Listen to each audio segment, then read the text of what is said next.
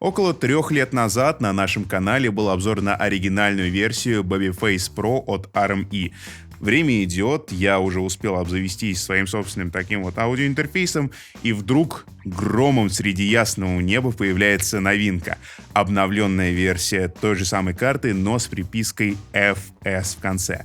Чем она отличается от оригинала, давайте выяснять вместе. Друзья, всем привет! Меня зовут Алексей, вы находитесь на канале «Давай запишем», где мы с вами говорим о про-аудио.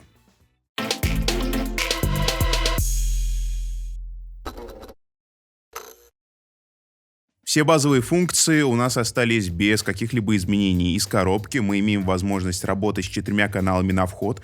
Первый и второй канал на XLR с микрофонными предусилителями, третий, четвертый канал на джеках для инструментальных или линейных подключений и 4 каналами на выход. Первый, второй также на XLR, а третий, четвертый канал — это стереоканал под наушники. Он независимый. Кстати, он на большом и продублирован маленьким джеком.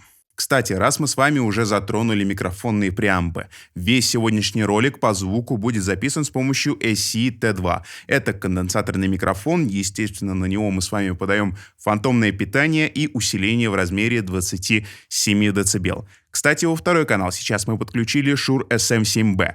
Перейдем на него. Вот так он звучит. Это такой двойной тест. Во-первых, мы проверяем мощность преампов и чистоту их звучания, потому что сейчас мы подаем 50 дБ, это очень прожорливый микрофон, а во-вторых, это все-таки динамический микрофон, и так или иначе разные преампы по-разному звучат с теми или иными динамическими микрофонами, и сейчас мы можем слышать результат, который можно получить на вот этом самом аудиоинтерфейсе. К слову, такой парой я пользуюсь на своем YouTube-канале, чтобы записывать свой голос. SM7B и Babyface Pro. Перед тем, как мы с вами перейдем к управлению, давайте поговорим об оставшихся разъемах. В первую очередь это вот такая косичка MIDI Breakout для подключения MIDI входа, а также MIDI выхода. Довольно интересное решение, и в принципе оно оправдано. Не все пользуются MIDI, а экономить место на карте, как-то нужно было. Отдельно поговорим про USB. Про разъем и, естественно, комплектный провод. Смотрите, сам разъем на примере оригинальной версии, потому что и там одно и то же, он немножечко утоплен внутрь корпуса. Провод имеет небольшой порожек. Вставляем его в корпус и не ощущаем никаких люфтов. И это классно. Это, казалось бы, мелочь, но на самом деле из таких мелочей в основном и складывается ваше конечное впечатление о продукте. К слову о USB. Карточка по-прежнему работает на второй версии этой шины и чувствует себя как рыба в воде. И по-прежнему не нуждается в доступе к розетке. Все питание у нас идет по USB-проводу. Зачем нам нужен DC-разъем? На самом деле все довольно просто. Эта карточка, так же как и ее старшая сестра, умеет работать в режиме Class Compliant. Это режим совместимости вот с такими миниатюрными устройствами на базе iOS. Все, что нам нужно для такой работы, это внешний блок питания, он докупается отдельно, и переходник с USB на Lightning. Карта довольно интересная, хорошо звучащая, на 4 канала, но, согласитесь, чего-то здесь не хватает. И именно поэтому мы с вами переходим к последней паре разъемов. Это вход-выход ADAT оптический с поддержкой S-Max. Что эти входы нам дают? Мы можем подключить внешний предусилитель с преобразователем, естественно, встроенным, на 8 аналоговых каналов. И в сумме получить 12 каналов, которые мы одновременно можем записывать с помощью этого аудиоинтерфейса. Что касается выхода, то сюда же мы можем подключить 8 каналов на выход и иметь 12 каналов, которые мы можем воспроизводить независимо и также одновременно. Разъемы работают не только в режиме ADAT, но и в режиме SPDIF, если это вам нужно. Напомню, что SPDIF даст нам по 2 канала на вход и выход соответственно. Из нововведений на корпусе новой карты можно заметить, во-первых, разъем под замок Kensington, а во-вторых, аттенюатор, который находится на пузе карты для изменения громкости XLR выходов. Это может быть полезно, если вы вдруг работаете с активными мониторами и почему-то их перегружаете. Управление картой у нас не изменилось, усиление входа, а также выхода на различные шины можно задавать с помощью вот этих кнопок и, конечно же, энкодера, с помощью которого мы будем задавать значение усиления. Расширенное управление, так же как и на оригинальной версии, доступно у нас через фирменную контрольную панель. Но сперва давайте установим с вами драйвер. Для этого заходим на официальный сайт RME в раздел Babyface Pro FS, в драйвера и скачиваем все, что нам нужно. Например, для Windows здесь у нас есть USB драйвер, а также самая последняя версия прошивки. Не забудьте ее установить. Ставим, перезагружаемся, заходим в нашу рабочую станцию и видим, что запись у нас уже идет. Давайте посмотрим, что у нас тут по роутингу. Даже не здесь, а лучше вот тут, чтобы все было более-менее наглядно. Итак, 8 каналов цифровых, 4 аналоговых и также по выходам. Поскольку задержка и на той, и на другой карте совершенно одинаковая, то давайте сейчас остановим запись, попереключаем буфер и посмотрим, какую задержку выдает FS. И, собственно, те же самые цифры у нас действительно и для прошлой версии этого аудиоинтерфейса.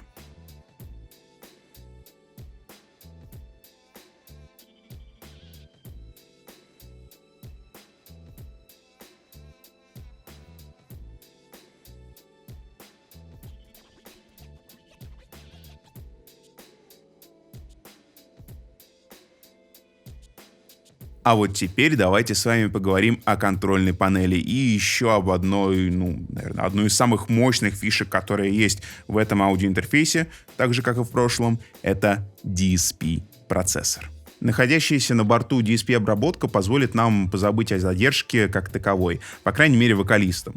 Как и на прошлой версии, можно работать с ревером, дилеем, а также параметрической эквализацией на всех каналах, при этом в режиме реального времени.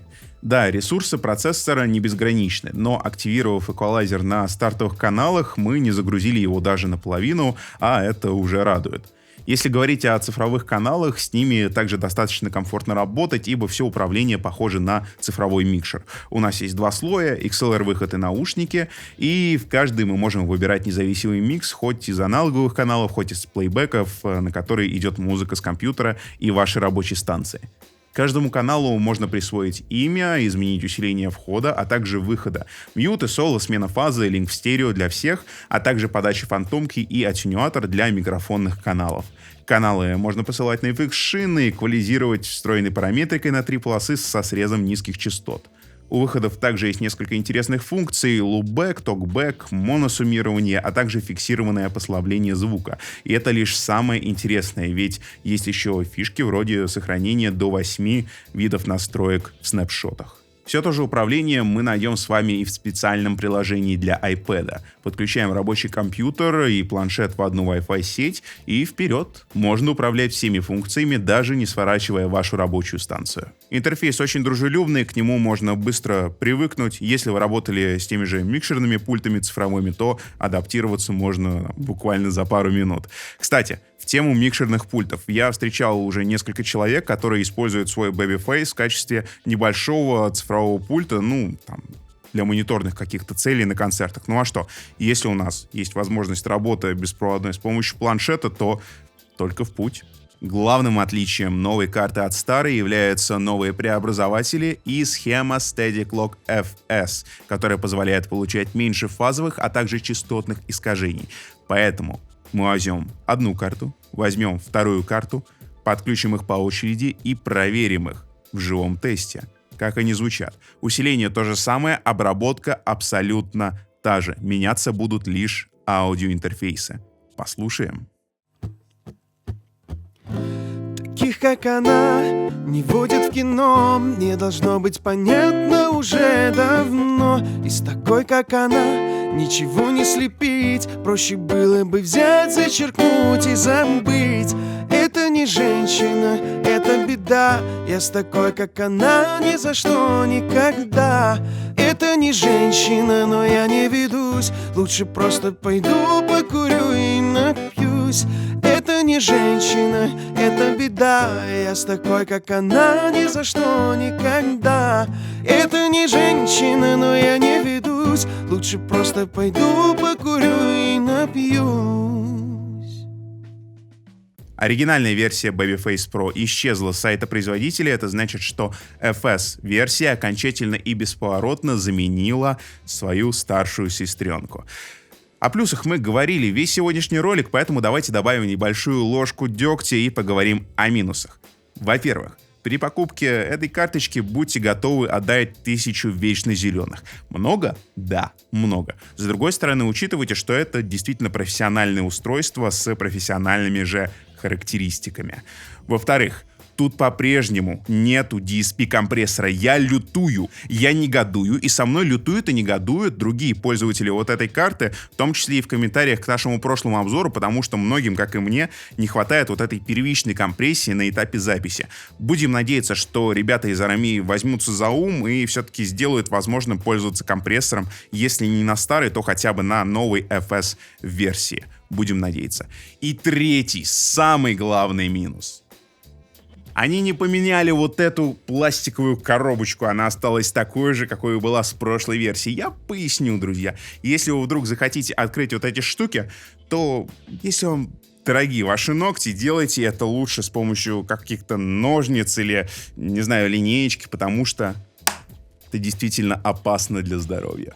Смягчим все это дело, давайте плюсами. Во-первых, эта карта невероятна, и это как раз то прилагательное, которое я хочу использовать, она невероятно стабильная даже в нагруженных мультитреках. За все время, которое я работаю, каких-то проблем я не испытывал. Во-вторых, это усиление по 65 дБ на 2 канала при работе от USB. Насколько я знаю, это сейчас единственный аудиоинтерфейс, который дает 65 дБ на 2 канала без розетки. В-третьих, да, естественно, мы можем работать без розетки, и это отличный аудиоинтерфейс для какой-то разъездной работы, допустим, если вы ее берете из дома и едете на какой-то концерт. Пользоваться в качестве микшерного пульта или что-то писать на нее. Из нововведений именно в FS-версию это как раз-таки Steady Clock FS, который делает меньше фазовые, а также частотные искажения. Это новые преобразователи, а также это улучшенный усилитель для наушников. Хотя, знаете, куда еще лучше, на самом-то деле. Вот. Друзья, напишите в комментариях, как вам сегодняшний ролик, понравилась ли карточка, хотели бы вы ее себе получить, ну и как-то так. Подписывайтесь на канал, ставьте лайк, если видео пришлось по душе, и ждите обновлений. Впереди много нового, интересного и, конечно же, из мира про аудио. Пока! Андрей, к микрофону можешь это? Да. Как ты говоришь? Можешь к микрофону более уважительно, пожалуйста? Ничего себе! Ты на кого свой взор кидаешь? Так, ладно, просто я врублю, он будет нон-стоп. Поехали.